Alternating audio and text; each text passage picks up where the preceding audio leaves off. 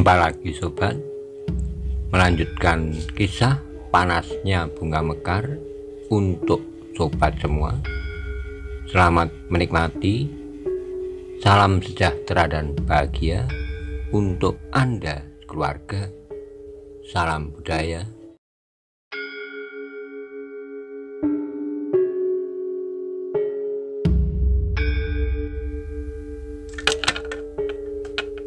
Pada episode sebelumnya dikisahkan pertarungan antara Gemak Werdi bersama Makerti melawan Kilambun bersama anak buahnya berlangsung dengan sengit dan hampir mencapai puncaknya.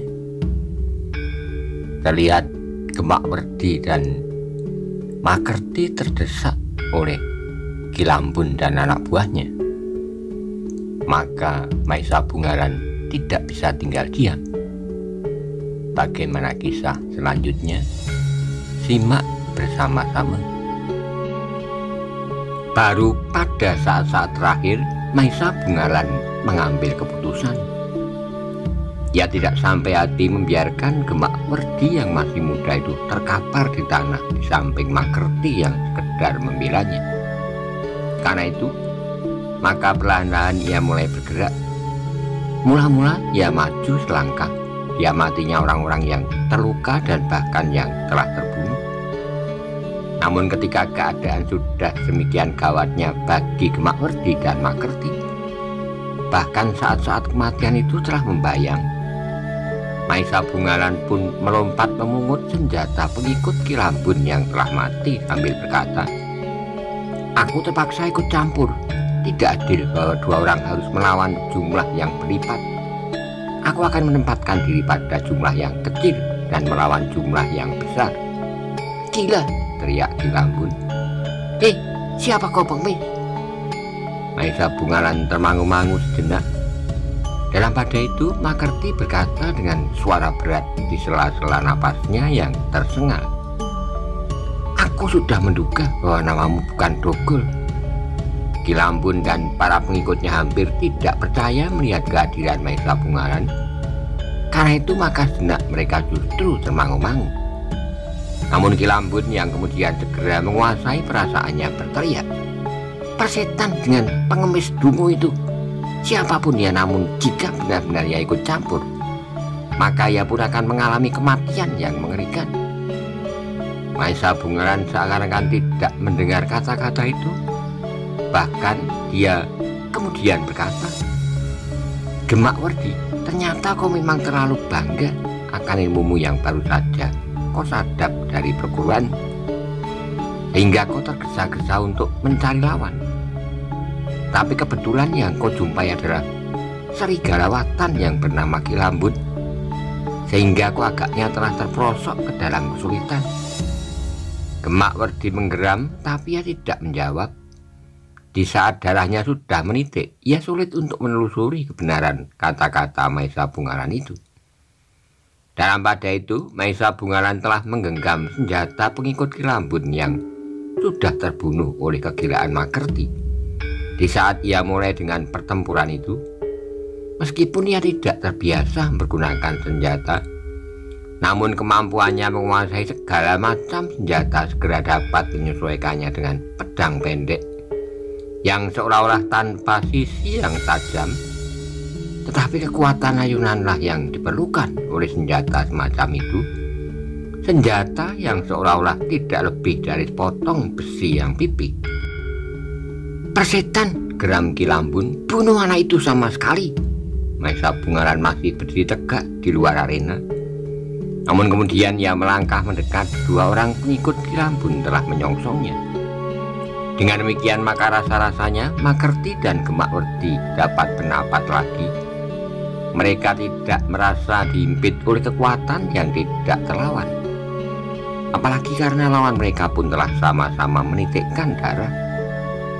Dalam saat setelah kedua orang pengikut Kilambun bertempur melawan Maisa Bungaran, segera ternyata bahwa keduanya tidak mampu berbuat sesuatu. Ketika salah seorang dari keduanya mengayunkan senjatanya, maka dengan sebuah putaran ujung pedang tumpulnya, Maisa Bungaran seolah-olah telah menghisap senjata lawannya, sehingga terlempar beberapa langkah. "Gila!" orang itu berteriak. Ternyata Ki Lambun pun melihat hal itu. Segera ia menyadari bahwa anak muda itu adalah anak muda yang justru paling berbahaya dari kedua lawannya yang terdahulu. Karena itulah maka ia pun menggeram, "Lepaskan anak muda itu, akulah yang akan mencincangnya." Maisa Bungaran mengerutkan keningnya. Ia melihat Ki Lambun meloncat dengan garangnya memasuki arena untuk melawan Maisa Bungaran bersama seorang pengikutnya. Sementara pengikut yang lain telah menempatkan diri untuk melawan Makerti. Sejenak kemudian pertempuran pun mulai dibayangi oleh kegelisahan bagi Ki Lambun dan pengikut-pengikutnya. Ternyata anak muda yang memasuki arena itu justru memiliki kemampuan yang jauh lebih besar dari kedua lawannya yang terdahulu. "Hei, siapakah kau sebenarnya, anak gila?" teriak Ki Lambun. "Jangan bertanya," sahut Maisa Bungaran. "Menyerahlah dan berjanjilah bahwa kau tidak akan berbuat sesuatu atas orang-orang Watan untuk seterusnya." "Persetan," teriak Ki Lambun. "Aku bunuh kau tanpa mengenal namamu." Tapi Maisa Bungaran ternyata lebih cepat bergerak dan mempunyai perhitungan yang mapan. Sebelum Ki Lambun mengerahkan segenap kekuatannya di saat-saat terakhir, maka Maisa Bungaranlah yang lebih dahulu menekannya dengan gerak yang membingungkan. Seorang kawan Ki Lambun yang bertempur bersamanya seakan-akan tidak dapat lagi menyesuaikan diri dengan perkelahian yang menjadi semakin cepat. Kadang-kadang ia merasa kehilangan arah dan kehilangan sasaran. Bahkan kadang-kadang ia merasa bahwa lawannya berada di mana-mana. Karena itulah maka akhirnya ia tidak dapat mengelak lagi akibat yang memang mungkin terjadi atasnya dalam pertempuran itu. Ia melompat surut ketika terasa ujung senjata lawannya menyengat pundaknya. Pedang tumpul itu bagaikan telah meremukkan tulang-tulangnya. Karena itu tangannya bagaikan menjadi lumpuh, sehingga tidak mampu lagi menggerakkan pedang, apalagi bertempur melawan anak muda yang luar biasa itu. Dalam pada itu maka Gemakwerdi dan Makerti telah berhasil menguasai lawannya. Adalah merupakan kegilaan yang justru menjengkelkan Maisa Bungaran ketika Gemakwerdi sambil berteriak telah menghujamkan ujung senjatanya ke dada lawan yang sudah tidak berdaya. "Jangan gila, anak muda," teriak Maisa Bungaran sambil bertempur. "Jangan menjadi pembunuh yang buas karena bau darah." "Persetan," derak Gemakwerdi.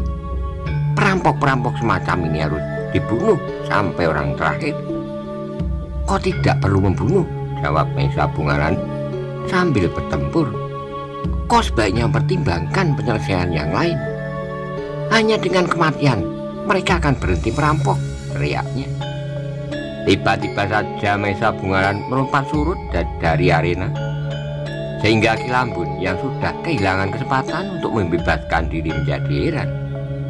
"Jika kau bersikap demikian, aku tidak akan ikut campur," berkata Maisa Bungaran. "Aku akan membiarkan semuanya terjadi." "Pergilah jika kau akan pergi," teriak Gemakwerdi. "Kami berdua akan dapat menyelesaikan persoalan kami sendiri." Dada Maisa Bungaran menjadi berdebar-debar dipandanginya wajah anak muda yang bernama Gemakwerdi itu. Anak muda yang merasa dirinya memiliki ilmu yang mumpuni. Jika Maisa Bungaran meninggalkan arena, maka anak muda itu tentu akan dapat memenangkan perkelahian berikutnya. Karena Ki Lambun sudah tidak mempunyai kekuatan, yang masih belum terluka parah tinggal seorang kawannya dan dirinya sendiri. Sedangkan Gemakwerdi dan Makerti meskipun sudah diwarnai oleh titik darahnya, namun mereka masih cukup tangkas untuk bertempur. Sejenak mereka yang sedang bertempur itu menjadi termangu. Ki Lambun pun menjadi ragu-ragu menghadapi keadaan. Seorang kawannya yang berhadapan dengan Makerti sudah dicekam oleh kecemasan. "Anak gila," teriak Gemakwerdi kemudian. "Jangan ganggu kami jika kau tidak ingin melihat aku membunuh semua kawanku." maka pergilah, aku tidak akan mengganggumu. Jangan gila, teriak Maisa Bungaran. Apakah kau tidak mengerti apakah yang sebenarnya terjadi? Yang terjadi adalah bahwa aku sudah membunuh lawan-lawanku dan menyelesaikan pertempuran ini seperti yang aku kehendaki. Maisa Bungaran tiba-tiba saja menggetakkan giginya. Namun ia terkejut ketika ia mendengar Makerti berkata, "Gemak Werdi, jika kau berkeras hati dengan napasmu untuk menunjukkan kehangatan ilmumu, akhirnya aku akan melepaskanmu. Aku lebih senang mengikuti anak muda itu saja daripada mengikutimu dan mencoba membantumu dalam kesulitan-kesulitan yang parah." Gemak Werdi mengerutkan keningnya, katanya, "Jadi kau ingin mengkhianati aku? Jika demikian, aku akan menyampaikannya kepada guru. Paman tidak setia kepadaku dan tidak setia kepada perguruanku. Kaulah yang tidak setia kepada ajaran-ajaran yang pernah kau terima." Dalam pada itu Ki Lambun menjadi heran mendengar perbantahan itu. Ia memang tidak mengira bahwa akhirnya ia menghadapi suatu sikap yang sulit dimengerti. Bahwa dalam keadaan yang demikian seorang yang masih berbicara tentang kesempatan memberi jalan lain pada lawannya tanpa membunuhnya. Namun dalam pada itu Gemak Werdi berkata, "Ki Makerti, jangan ingkar akan kesetiaanmu. Jangan artikan sikapku ini sebagai suatu sikap yang mati. Tapi terserah bagaimana kau menilai tentang dirimu. Jadi apakah yang kau maksud? Hentikan tingkahmu yang gila-gilaan itu. Kau harus mulai melihat kenyataan dengan sikap yang lebih matang." Gemak Werdi mengertakkan giginya. Dengan loncatan panjang ditinggalkannya lawannya yang terkapar dengan darah yang bercucuran dari lukanya. Mendekati Ki Makerti dengan garang, ia berkata, "Kau tidak akan dapat melepaskan diri dari kesetiaanmu kepada perguruan. Kau harus menurut perintahku. Semua orang yang ada di sini harus dibunuh. Baru dengan demikian perdukuhan ini menjadi aman dan tenang." Makerti memandang wajah Gemak Werdi yang kemerah-merahan, katanya, "Kau sudah membunuh, Gemak Werdi. Permulaan dari perkelahian ini adalah kegilaanmu yang tidak berberi kemanusiaan. Tapi itu kau lakukan karena menurut perhitunganmu kita akan dapat melawan Ki Lambun dan pengikut-pengikutnya. Kita sudah meyakini kemenangan kita, karena itu kita harus bersikap lain. Kau harus melakukan perintahku, bunuh semua orang yang ada." Ki Makerti menggeleng jawabnya, "Tidak, Gemak Werdi, meskipun seandainya tidak kau perintahkan dan perkelahian ini berjalan terus, mungkin aku akan membunuh mereka pula. Tapi justru karena sikapmu, aku berpendirian lain."